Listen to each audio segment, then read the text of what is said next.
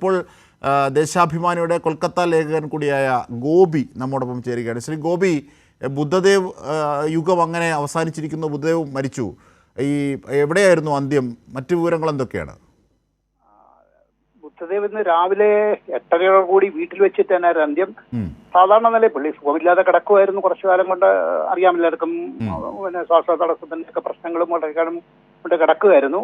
ഇതിനിടയ്ക്ക് വളരെ സീരിയസ് ആയിട്ട് 2-3 പ്രാവശ്യം ആശുപത്രി അഡ്മിറ്റ് ചെയ്യേണ്ടൊക്കെ വന്നു. ഇന്ന് രാവിലെ സാധാരണ പോലെ തന്നെ രാവിലെ എഴുന്നേറ്റ് ചായ കുടിച്ചു, അതിനുശേഷം ബ്രേക്ക്ഫാസ്റ്റ് കഴിച്ചു.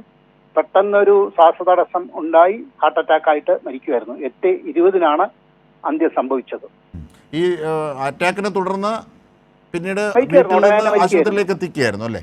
ഇല്ല, വീട്ടിൽ തന്നെ. അറ്റാക്ക് വന്ന ഉടനെ തന്നെ മരിക്കുകയായിരുന്നു. വേറെ ഹോസ്പിറ്റലിൽ കൊണ്ടുപോകാനോ ഡോക്ടർ പുള്ളിയെ നോക്കുന്ന സ്ഥിരം ഒരു ഡോക്ടർ അദ്ദേഹം വരുന്നതിന് മുമ്പ് തന്നെ കഴിഞ്ഞു. അങ്ങനെയായിരുന്നു മരണം സ്ഥിരീകരിക്കുന്നു. ഈ യഥാർത്ഥത്തിൽ ഗോപി അവിടെ ദീർഘകാലമായി തുടരുന്ന ഒരു മാധ്യമ പ്രവർത്തനം കൂടിയാണ്. ഈ ബുദ്ധദേവ് ഭട്ടാചാര്യ, അതായത് ജ്യോതി ബസുവും അതിൻ്റെ തുടർച്ചയായി എത്തിയ ബുദ്ധദേവ് ഭട്ടാചാര്യയുടെയും ഭരണവും അതിൻ്റെ പരിഷ്കാരങ്ങളും അതിൻ്റെ വില പിന്നീട് തൃണമൂൽ വന്നതിന് ശേഷം അവർ മനസ്സിലാക്കിയിരുന്നോ?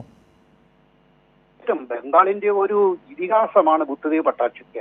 ജ്യോതിബാസിനു ശേഷം തുടർന്നു വന്ന, അതായത് ഇടതുമുന്നണി സർക്കാരിന്റെ രണ്ടാമത്തെയും അവസാനത്തെ മുഖ്യമന്ത്രി എന്ന നിലയിൽ ആയിരുന്നു ബുദ്ധദേവിന്.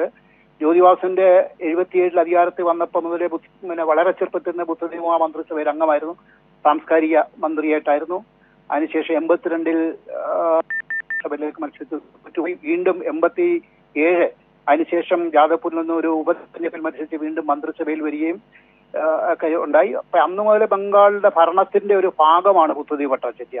അതായത് 77 മുതൽ ഒരു ചെറിയ കാലയളവിന് അദ്ദേഹം തോറ്റ ആ പീരീഡിൽ ഒരു 2-3 വർഷം ഒഴിച്ചാല് ബാക്കി എല്ലാ കാലഘട്ടത്തിലും 2000 അദ്ദേഹം മുഖ്യമന്ത്രി ആവുന്നത് വരെ മന്ത്രിസഭയിൽ അംഗമായിട്ടും പിന്നെ ഉപമുഖ്യമന്ത്രിയായിട്ട് 1.5 വർഷം, അതിനുശേഷം മുഖ്യമന്ത്രിയായിട്ട്, ആ രീതിയിൽ ബംഗാളിലെ ഇടതുമുന്നണി സർക്കാരിന്റെ അവിഭാജ്യ ഘടകമായിരുന്നു. അതുമാത്രമല്ല, പാർട്ടിയുടെയും ഒരു സമുന്നത നേതാവ് എന്നുള്ള നിലയിൽ ബുദ്ധദേവ് ഭട്ടാചാര്യയ്ക്ക് വളരെ പിന്നീട് അതിപ്രധാനമായ ഒരു പങ്കാണ് ബംഗാൾ രാഷ്ട്രീയത്തിൽ നേടാൻ കഴിഞ്ഞത്.